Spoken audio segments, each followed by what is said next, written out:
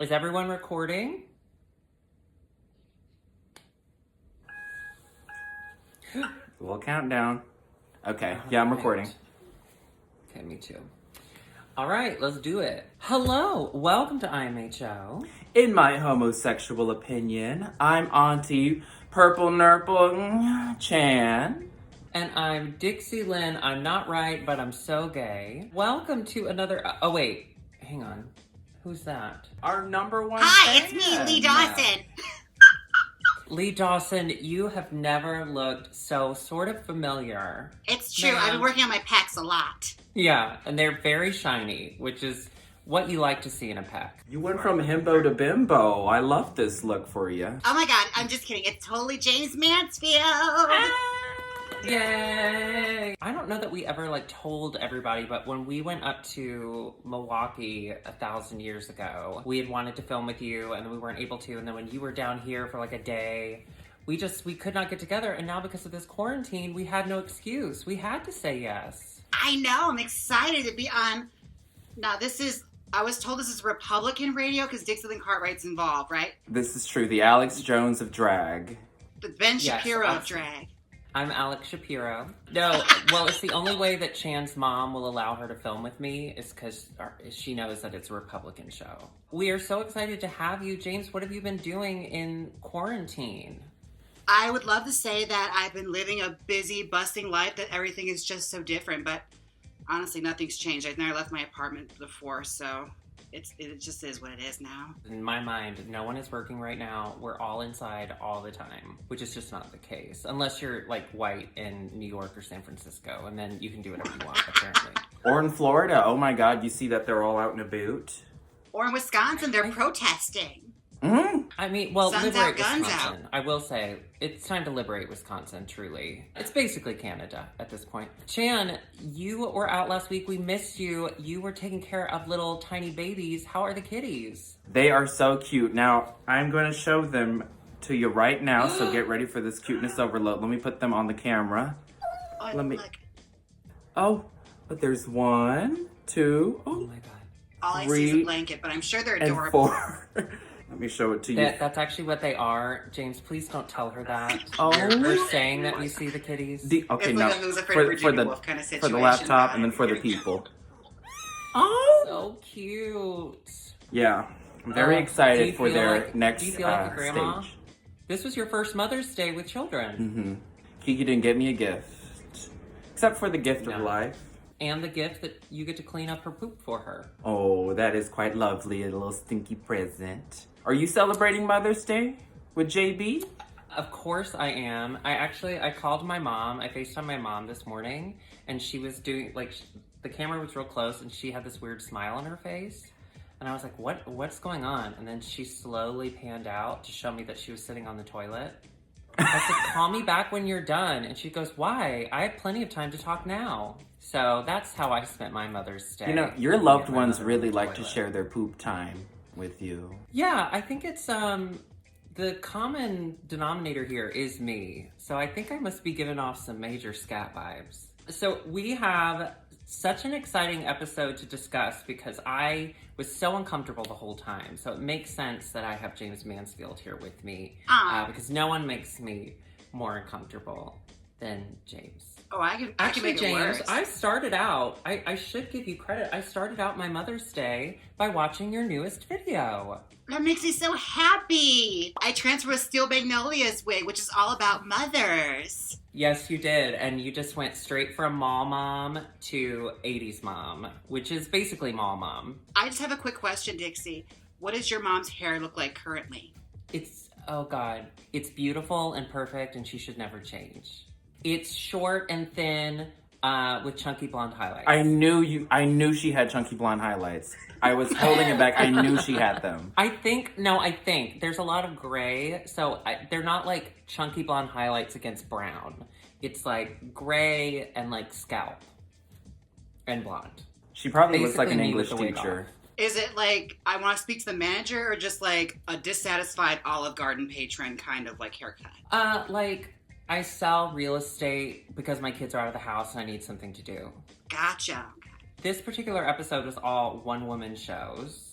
Now, James, not only do you perform alone, because no one else typically will work with you anymore, you've got to work on your bedside manner, but you do a lot of puppetry. Are you still puppeting? I am from time to time. I mean, only on Jester Fans recently, but no, I'm kidding. I haven't done it since I was in Provincetown and my last co-star. It was a big kerfuffle. I'd rather not get into it. Let's just say my co-star was a bitch and I don't want to go back. I've burned from puppetry. I'm burned. I've been burned. And clearly it sounds like your puppet was also burned at the end of it. So we'll move on from that. This all sounds very... Thought I was bringing up something light. Well, anyway, so have you recently lost a loved one? Would you like to talk about that? So we open this episode. We have to recover from the fact that no one was eliminated. Yeah. Now, Jaymes, your first episode, no one was eliminated. Yeah. It would have been nicer if I got the feeling like it all reset. It didn't, because in that Untucked. Uh-oh. What happened? Oh.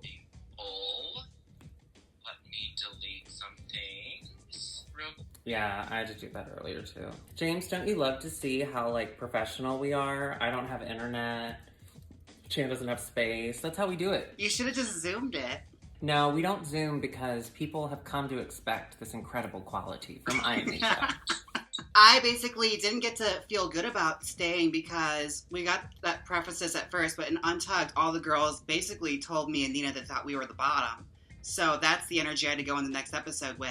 I feel like you've really done well for yourself. I love your YouTube channel. Oh, I truly like... Alexis and I will text about... We watch your wig videos and we'll text back and forth about it. We like the tips and tricks, but more than that, it's just entertaining. Every time you drop something, something explodes. I love a good explosion. No one was eliminated, so they all sit around and talk about how they're surprised that no one was eliminated. We get one of the best moments of the show so far. Heidi thought that the word epiphany was epiphany. Epiphany. And there's something so pure and Heidi about that. I love Heidi. It's gonna be on a t-shirt. Oh, we're Heidi fans, right? We're all in agreement here. Absolutely. And that's like your school education, Dixie, right? Like the Southern education, that's how you guys learned how to read, right? Sound it out? Texas. We put H's in front of everything. It was more just like to make sure, because if we had loose teeth, if we started with something with the letter H, it'd make sure it'd get it out so we didn't have to go see the goat who was also the town doctor, dentist. S's too. You'll add S's at the end of things like Kroger's. Remember Kroger's? Yeah, Kroger's, the Walmarts. The Walmarts. Targets. CVS's, yeah. CVS. Jaymes. We were having such a good time. And then Gigi, I love Gigi, was like, when they said that you were safe, I was like, what? Yeah, trying to find the politest way to say, I wish you weren't here. Like when Jada said, when you drop your friend off at the airport, you could still love them. It's not like you hate them, but like, get out of here. By the way, I would never take anybody to an airport. I think that's the true sign of a sociopath if you ask a friend to take you to the airport. Heidi says, I feel like a cat with 9 lives, which we discussed last week. That is foreskin shadowing if it's an adult movie. It's a reminder, a gentle reminder that no one's immortal. No one's immortal unless you're Highlander, and then you have to wear a leather jacket at all times or your arms fall off. I didn't watch that show. We find out the mini challenge. Puppets! Jaymes, how did you react? I have to say, every time I watch the puppet challenge, I always leave it very relieved knowing no one has a future in puppetry. Still my thing. Still my thing. Yeah, I feel like you're totally safe there. I've cornered the market. Couple things about the puppet challenge. Does this mean we're not getting the library this season? Yeah, I wanted the reads. I don't know where they're at. Yeah, wasn't it just like they all merged into like that Just Fab box giveaway thing? No. Oh, that is true. Is that what it was? The FabFitFun challenge? It was. I left that challenge not feeling very FabFit or fun, to be honest. It's so strange how they take on these sponsorships. Like, why didn't they just get, like, I don't know, a gay optometrist for the reading challenge and just, like, plug him? Okay, there is this cute little gay optometrist that comes to Sidetrack. He comes to our viewing parties a lot. His name is Jode.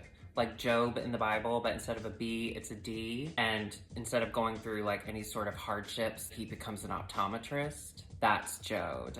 He's so cute. Is he single? If you need to see what I think he's single. But he touches eyeballs all day, so you just need to like take that in and decide if that's something you want around you. How does he feel about the third eye? You know what I mean? I'm pretty sure he's used to getting his third eye taken care of, if you know what I mean. Okay. Oh, gotcha. Gays, gotcha, yeah. Speaking The best ones of are. gays, you know, Rue has been very, very into the dirty humor this season. So, of course, when Crystal reaches in to get the puppet, she says, now, no one's been in that hole for a long time, so be gentle. Don't you love it when your grandma makes a sex joke? Doesn't that just make you feel so warm and fuzzy? Yeah. Feels great. Feels great, just like that hole. The sexual tension between her and Crystal is dense as a pound cake, I swear. It's gonna happen Right? next episode, I'm guessing. Crystal, I think we said this a couple weeks ago, but like, you gotta do what you gotta do, Crystal. Live your life. Make the decisions that make you happy, but also remember, she can frack you into stardom. I've been watching Netflix Hollywood. Anything is possible for a gay man in Hollywood. Yeah. Gay guys can rail Patti LuPone from behind on a staircase. That's what's available in Hollywood. Is that true? It's a short series too. Like Hollywood, it's a short series, so it doesn't have enough episodes to give it time for Ryan Murphy to completely ruin it by the end. He finds a way. One door closes, Ryan Murphy will open a window and then shit out of it. That's the classic saying. classic Yeah. Murphy. Classic Murphy. Murphy's Law. So Murphy's Law, shitting out a window. So I'll just go through like I nothing really stood out to me about these. This was definitely, as James said, I wasn't blown away by this puppetry, but Crystal got Jada. Her big joke was that Jada wore her earrings twice, which, I hope there was a chair nearby, because I would have had to sit down after that. What a brutal read. Deep. It was a roast, honestly. Hey, James, she's your Milwaukee sister. Will you text Jada, make sure she's okay from that? Oh, absolutely.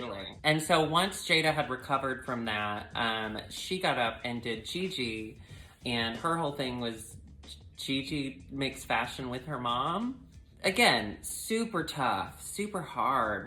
They went after each other. There were some groaners in this, I swear. Do you think? I think having a puppet, you don't have to think of anything too insanely clever. Like with a reading challenge, you need to have kind of a setup and a payoff. But with puppetry, you could just kind of. I would assume it'd be easier to make fun of. So, And like the low-hanging fruits are there for you to pluck. Like you don't have to work that hard. I don't know what it is. Maybe it's just, maybe people were just a little more in their shells and they have the puppet on their hand. It could be like an intimidating force. I don't know. When you put your hand inside that puppet, Yes. do you feel the intimidating force, or are you over that now? I could feel its heartbeat. That's how deep I am in there. Okay, I didn't ask about your relationship. I meant like the puppet. Congratulations, Jackie. Her third mini win. She said, does it add into a Maxi? The answer, no. No? RuPaul's Well, you know Drag how Race for now. Monopoly you trade in like a little bit of greenhouses for the big red one? Is there no conversion here? Yeah, 3 mini wins actually gets you a year's supply of Pretty Litter. We find out the Maxi Challenge is a one-woman show, coached and judged by the one, the only, Miss Whoopi Goldberg. EGOT legend. EGOT legend. Okay, let's talk about it. We gotta do it. Let's What do is it. your favorite Whoopi Goldberg movie moment? All right, hear me out. Theodore Rex. The one she'll be remembered for. I love Jumpin' Jack Flash, because I Oh, that's remember watching that and thinking the technology was incredible. When she was able to just type in random words into a green computer screen, and suddenly she was talking to a man from Australia. Yes, please, thank you. Also, kudos to her for being on The View and not physically hurting Meghan McCain. Oh my god, yeah. Because I would So be able to upsetting do to it. watch. And she will cut to commercial. She will say, we're cutting to commercial now. I love that when she's like, nope, put on the Morning Glory sausages. I'm not dealing with this. What's your favorite Whoopi movie or moment? The iconic Sister Act. We love course. nuns now. Kind of normalized nun culture. What about Sister Act 2, Back in the Habit? I'd like to see Sister Act now. I'd like to see her save people from themselves. They never went to a summer camp. There's still an opening for that. Yeah. Sister Act 3 conversion camp. Sister Mary Clarence invades and shuts it down. She changes everyone's hearts through music and her beautiful melodic singing voice, which you know Whoopi Goldberg is known for. Have you thought about like what your, I mean, obviously Jaymes, you've done a one-woman show, but have you thought about maybe like right now what your one-woman show would be? What your brand is? Well, all my past woman shows have been about my favorite subject, which was me. Yeah, you need to find a show with a subject matter that other people would also want to care about. So that's... I was thinking of that Family Guy joke where, I know, Family Guy, it's very, very heady, but when they went to like a one-man show and he's like, growing up in Brooklyn was real crazy. Like, for instance, my brother, hey Marty, you gonna come play basketball? Or my grandma, hey Marty, you gonna come inside and eat dinner? And then they cut to his grandma and his brother in the audience, and they're both going, we don't sound like that, do we? They have the exact same voice. That's what I thought of. I would have loved to see more of like making fun of the one-woman show within like all of their one-woman shows. Here's the thing I think found that out would be later, really which was fun. crazy. They had 5 minutes to do a one-woman show. Yeah. That is insane. Well, type 5. A type 5. It's a type 5. It's a little That's character showcase. But Or a you drag do one queen is a character. tight 25, to be honest. Let's be honest here. If we're selling a drag queen's comedy.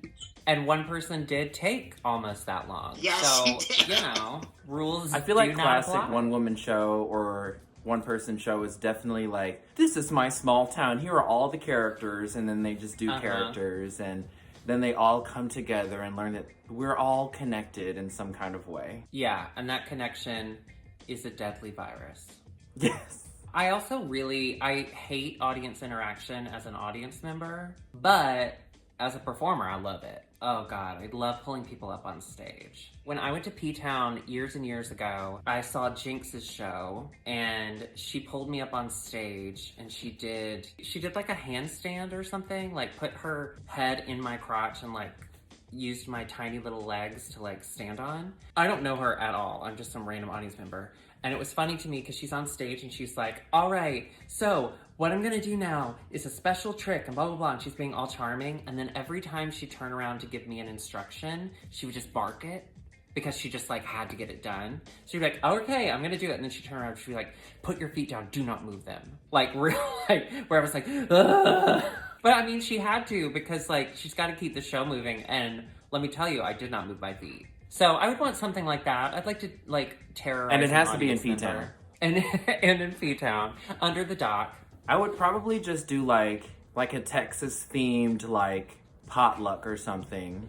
Would you do something similar to Jackie? Jackie doing her immigrant parents?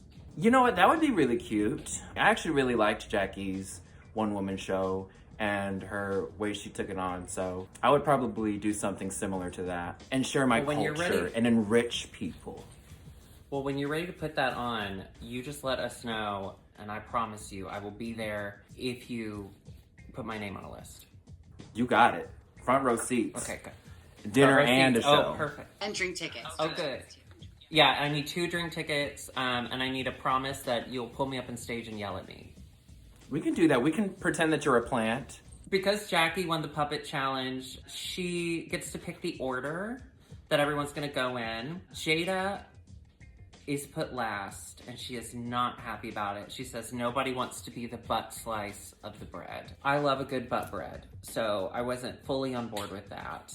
But I would want to go first or last. I don't think I'd care either way. Yeah, that's a good way to start. But me and you, like, we're both comedy girls, so like, the idea of doing a one-woman show on Drag Race, that's like a dream come true. Yeah. It's Oh, like yeah. show off for 5 minutes, be there. Oh, on Twitter, I think it was like Sovereign Sire on Twitter, who I adore. She had said like, as a comedian, as someone who like does stand-up, who's like on stage being funny, this episode was so hard to watch because it's a challenge that I'd be so excited about. And I could name like 5 people off the top of my head that would kill it. Like, you know, like Chan and Jaymes Mansfield, you know, and others. You wanted to do this episode so bad. I know you did. Yeah, but girl, you know I wouldn't have made it past any sort of sewing challenge. I would have followed in the footsteps of my heroes like Soju and Jaymes Mansfield, and I just would have gotten out of there.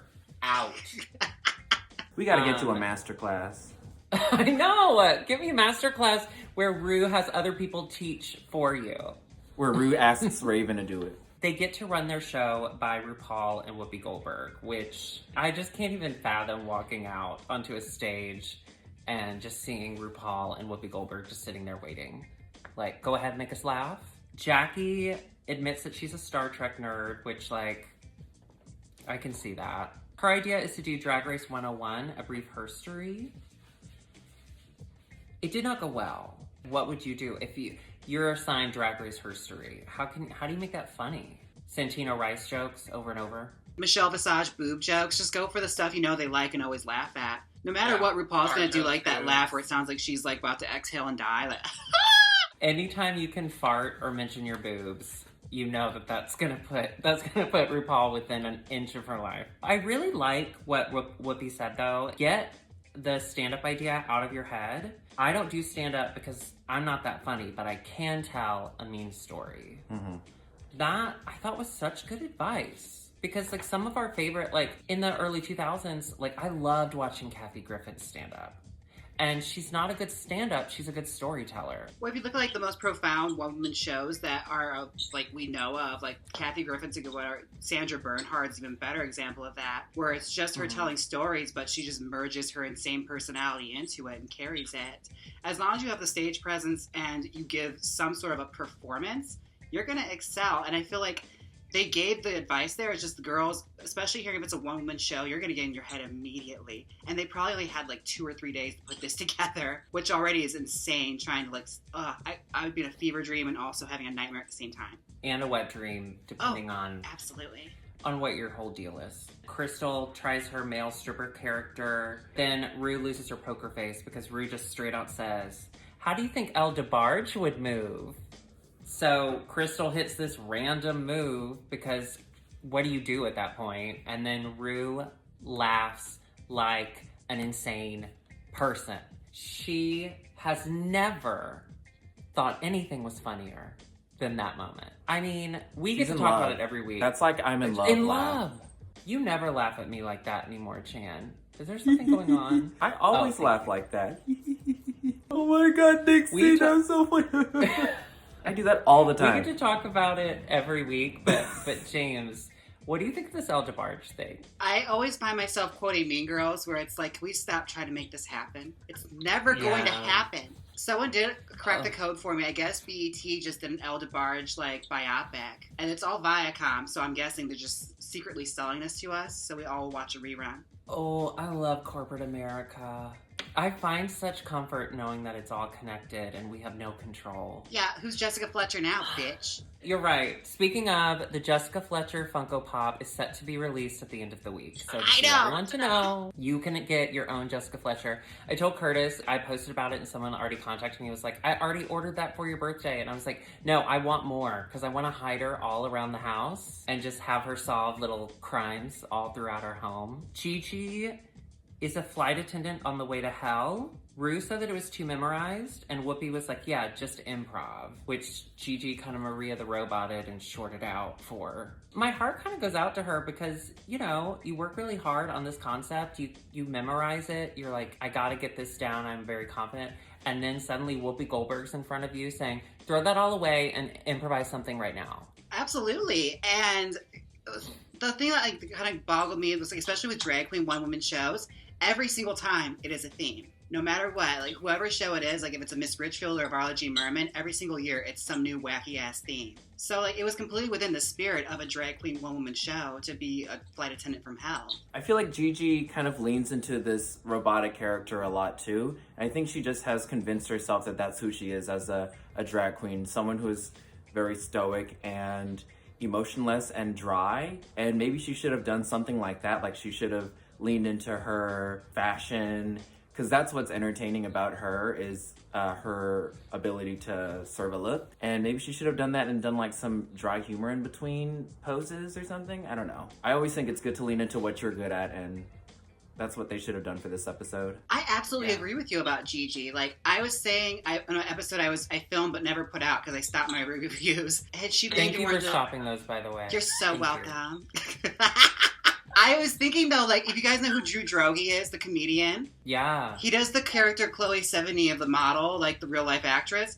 I would think Gigi could totally carry off that kind of dry humor, just talking about fashion that way and being completely opulent and talking about this stuff like it's normal. Yeah, and I liked, it's kind of similar to her infomercial, that they didn't go so well, but her whole kind of like, here I am, I'm poised, and I'm a little better than you. That could have been really funny, because the funniest parts to me of her performance was when she was kind of like dry and mean to the people in the audience. If she had built a character around that, like, that could have been really fun. They were being so cruel about her having her notes on her tray, too. It's like any drag queen woman show, we have our notes pasted on the floor, on the bench, in our hands, everywhere, girl. Think of flight attendants, you think of just very robotic, rehearsed people that have to smile through everything. I mean, it wasn't a bad choice. I just don't think she, like they said, fully committed to it. Our final rehearsal is with Jada, who is just very excitedly talking super duper fast, which I think we can all relate to. Well, except for me, I rarely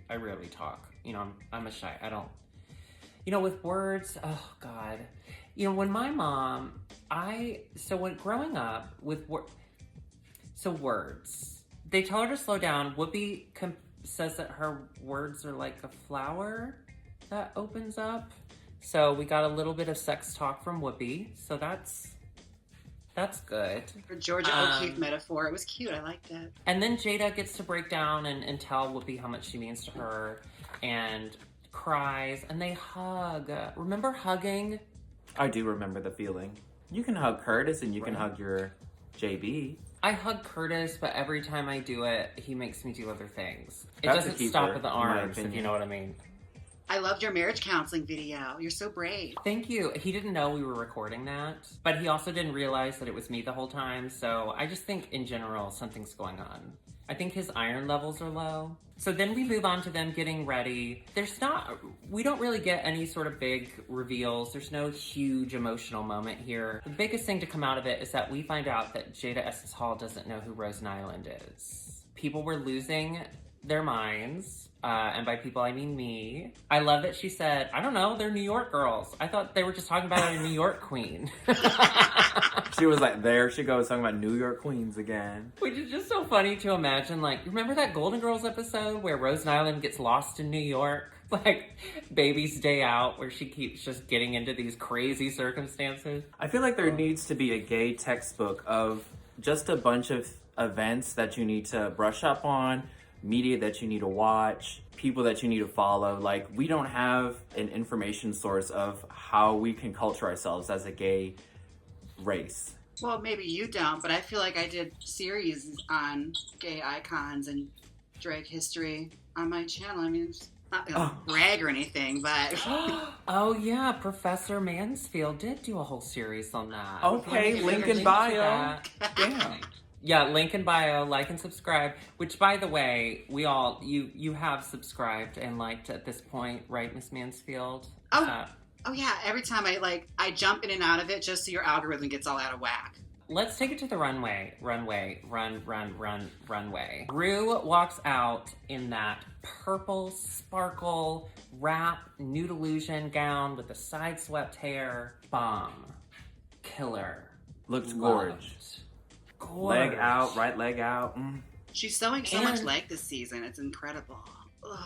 Yeah, and she never dresses in theme. She never dresses for the runway. But this time she did. Do you think it's because Whoopi was there? Nothing like that. Probably. She showed up for I Nicki thought she Minaj was and she great. showed up for Whoopi. I also love a nude cutout on the side. Like, I love when you're like, I'm not gonna make the corset do all the work tonight. I'm gonna add a little nude illusion on the side to make my waist small. I just thought she looked so good. Can I just say something? I got to do AJ and the Queen show, rest in peace, but I got to be 3 feet away from RuPaul in full regalia. And I will just say, the face up close, stunning. Dita also says that. Dita's like, every time we would come out on the runway and she would be lit up, you would turn the corner and like, oh my God, she's so beautiful. But bitch, bear in mind, there's like a full pirate steering wheel of like surgical clips wound behind that wig to get there, but... So let's get to the actual performance of the one-woman show. Well, first, before we started the show, we got to see a clip of the audience. Guess who was sitting in the back of the audience? Broccoli. Hey, good to see you. I think it's so sweet that they're doing that for the first out. I think it's incredible they're doing that for the girl that was eliminated first. That's great. It's great. But think about it though, like, so the first person that goes, like, Dahlia had the broccoli, so of course she comes back as broccoli. But Jaymes, if they kept bringing you back, they would just expect you to tumble across the stage every time. And you know what? Do you know how many somersaults you'd have to do if they brought you back? Baby, it's Hollywood. You do what you have to do. Go back to what we talked about before. You're constantly throwing your back out. I threw my back out 2 days ago from picking up a pot of coffee. Ooh. Was it empty? Folger? No, there was coffee in it. Very heavy coffee, filled with lead. First up, we had Jackie Cox, her show Between Two Parents. She took the advice and made it more of a story. There was humor peppered in. I can't say that I was laughing out loud, but it was sweet and it was nice. It was like a Hallmark movie. I love that she used her family to storytell. I think that's always a wholesome means of entertainment. How tough though, like her mom doesn't know she does drag yet and she's like doing a character of her. That had to been a little hard to get into that headspace. But you know what? Fuck it. I'm gonna make fun of my mom right now. Fuck you, Debbie! Just kidding. Happy Mother's Day, Mom. Yeah, super cute. And she got to wear 2 different styles of glasses. So that's right on brand for Jackie. Then we had Crystal Method as Phenomenal Phil. Yes. I think that she found Jan's old stash. And so she just did a couple lines of Coke that Jan left behind. Because Crystal was feeling it. Yeah, she was in that moment. I thought it was hilarious. I loved it. It was very much the Jan Sports School of Comedy, which I refer to as like the Stewart from Mad TV. The look what I can do. True. Absolutely. True. You could just see the confidence in Crystal has grown, especially in the last couple weeks. So to see her just like go out there and have fun. And I love a pink nipple. I love a hot pink nipple. So can't go wrong with that. Every time I get to see that mullet. And she squatted like she was gonna shit, and it made Whoopi Goldberg laugh. Whoopi Goldberg laughed. At Poopy. At Poopy. At Poo-poo. Poopy. Poo-poo pee-pee. And Janice told us before, that is, what do you call it? It's at the top of the... That's like top tier comedy. Top tier. You have like satire, and you have like parody, song, poem, and then you have poo-poo pee-pee, farting. Pee-pee. It's like up here. Always works. Yeah, gold. I love that. Always works. Everyone poops. Everyone pees. No one has time to think anymore. Just no. I've been doing this all wrong. My God. Yeah, go ahead. Pee-pee right now. One woman show. What's the scissors? Heidi Aphrodite is what Rue calls her. Comes out. They said her name of her show was Cookout with Your Cheeks Out. I'm assuming she wanted to call it Cookout with Your Cock Out. Probably. Because that's funny. And they were like, no, sorry, this is a Christian network. So they changed it to Cheeks. I think Jada said it best. This ship wasn't sinking. It wasn't like a total disaster. But there were some holes in the boat. Yeah. I agreed with the judges when they said they needed different voices. It's very John Leguizamo-y, the way the comedy was, where he'd talk about characters in his neighborhood. Like, I saw where she was going, it didn't seem to land.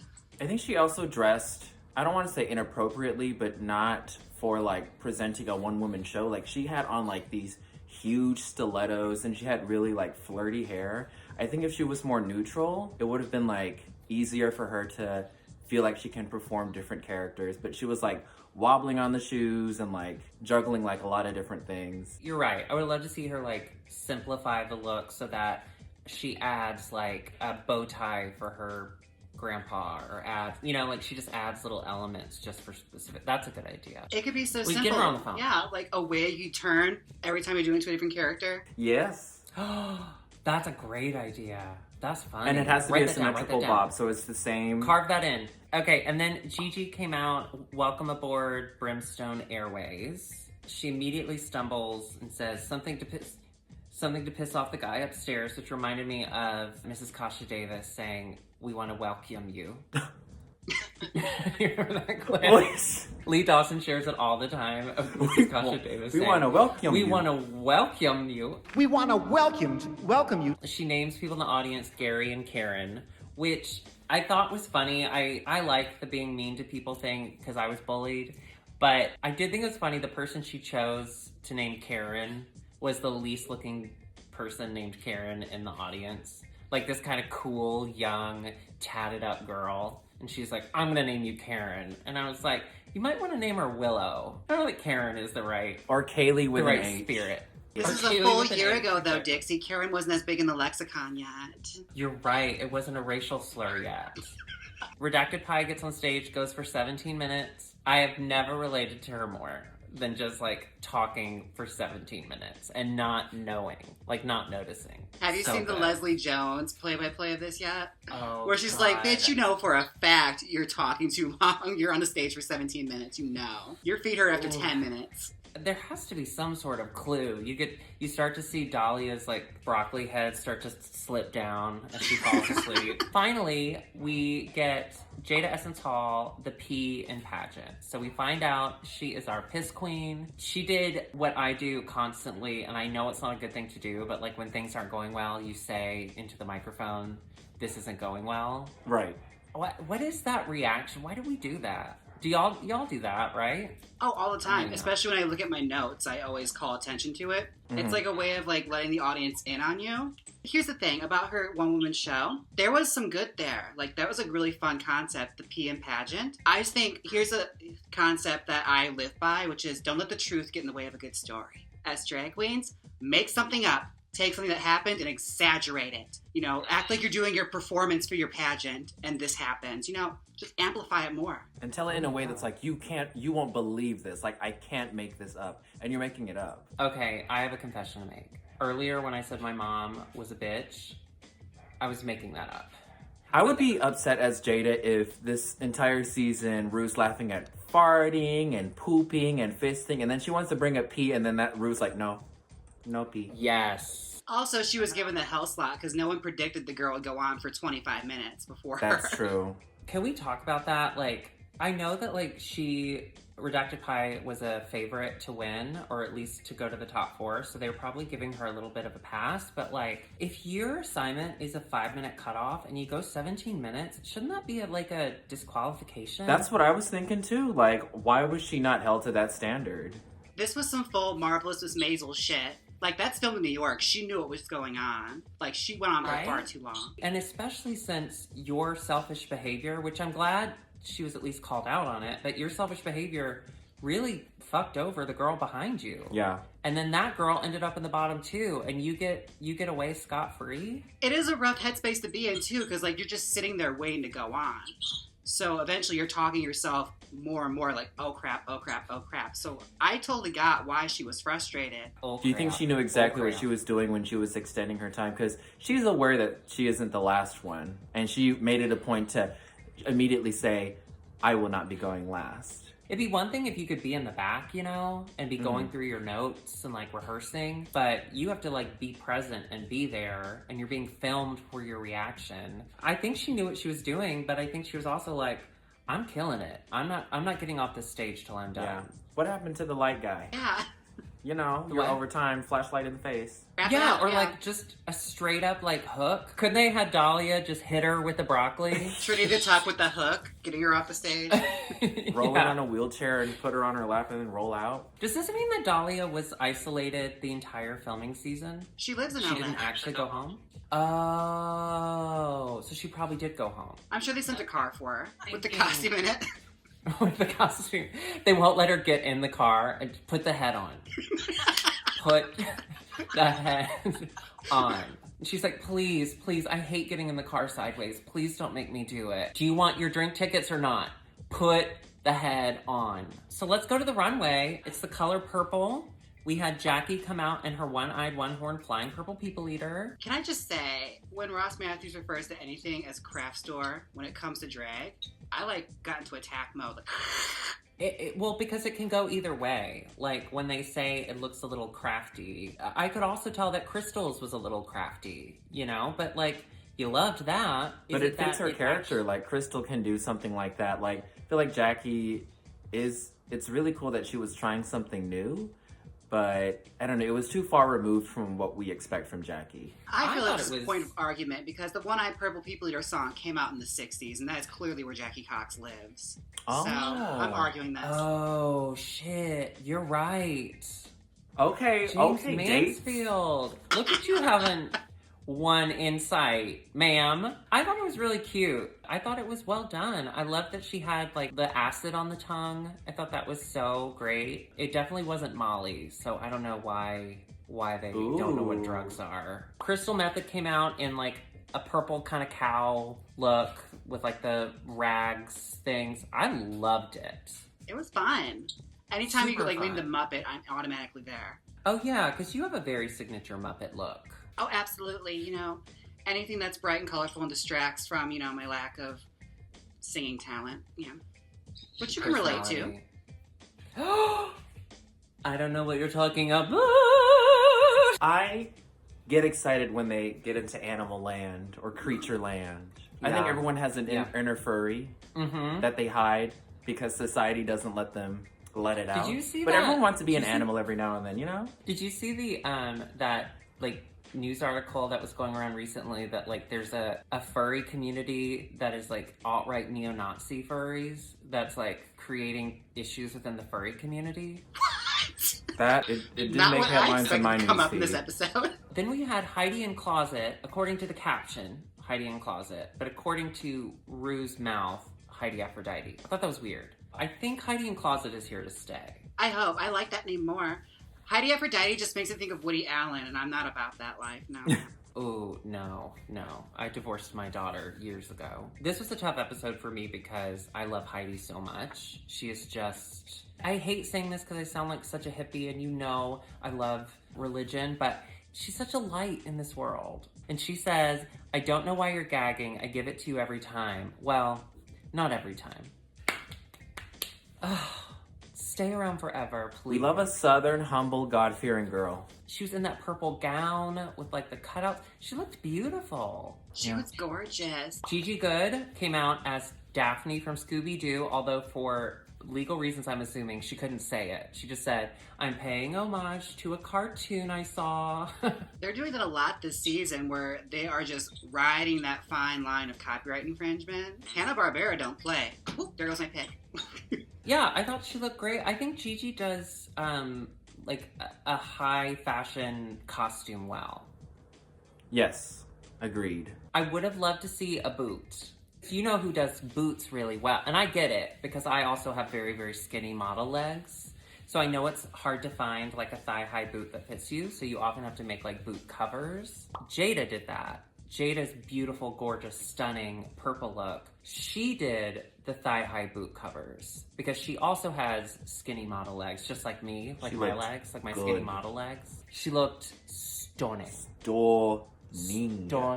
And she made that. Gorgeous. But even that didn't save her from being in the bottom. Well, that's the thing. I think we've said this all season. The people going home are going home in some of their best looks. Jan went home in that black wedding look, and she looked so good. Heidi looked gorgeous tonight. People are going home in some killer looks. James, Even you're Dahlia. from Milwaukee. How close do you know Jada? Not very well. We only worked once or twice. It's completely different circles. She's full pageant drag. Oh, okay. You don't hold any pageant titles? Just Miss West Dallas Trout, which is a title I made up. Well, you hold it very well. Thank you.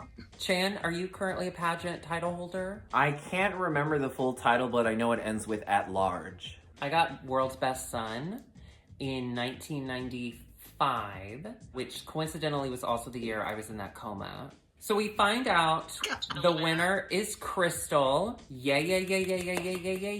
Yes. So well deserved. She killed in both the runway and the challenge. Crystal she's a force to be reckoned with.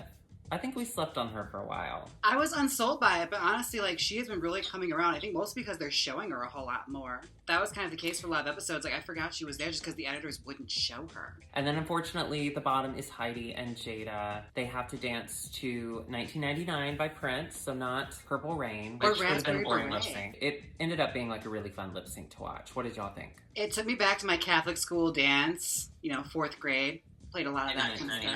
Yeah. Hard to go wrong with Prince. I thought the wig reveal was really fun. I did not expect that wig reveal. I was concerned because Heidi was in a gown, but as I inspected closely, I guess like she split that thing open so she could turn it. Like, it was really, really good energy. We've had some really good lip syncs this season.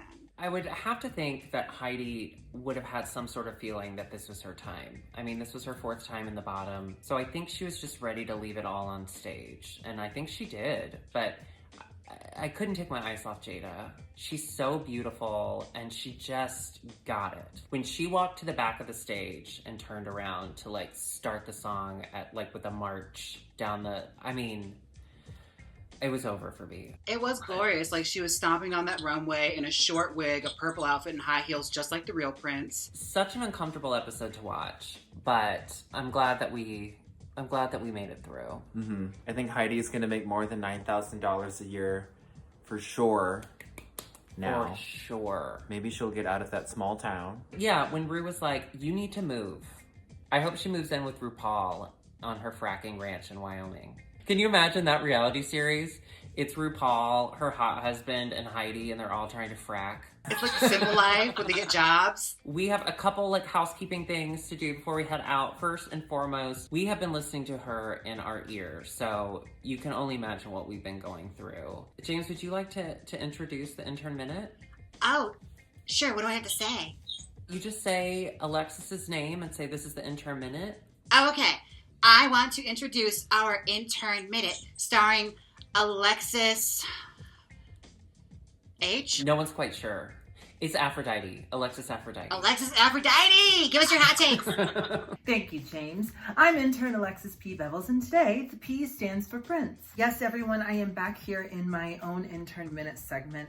It was so much fun being a temporary co-host, but of course we missed our sweet Chan, so I'm very glad she's back. However, I do want to address the people about some things that I may or may not have said incorrectly last week.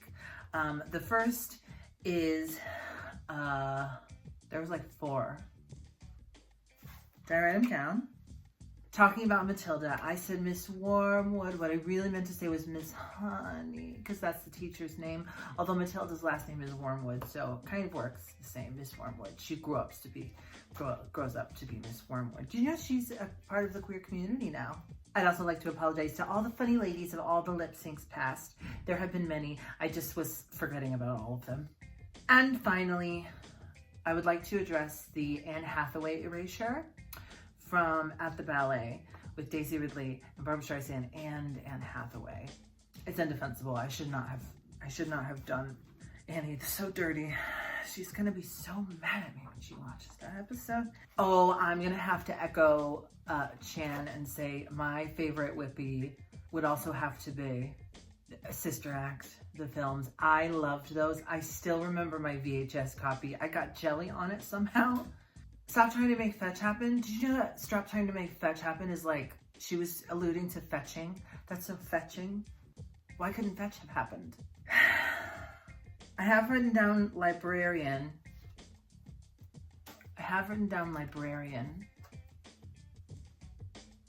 I don't know why. I used to do this one act play all the time. And I'm gonna do it for you now. It's a one-woman show, and it's called You Must Pay the Rent. And here's how it goes. I would take a comb. You can do this too at home.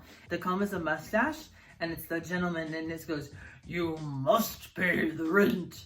And then now it's a bow, and she goes, but I can't pay the rent. You must pay the rent. But I can't pay the rent. And then this is a bow tie, and he goes, I'll pay the rent. My hero. Fiend. And Miss Jaymes Mansfield, congratulations on winning Miss West Dallas Trout. Wow, you really worked it, Trout.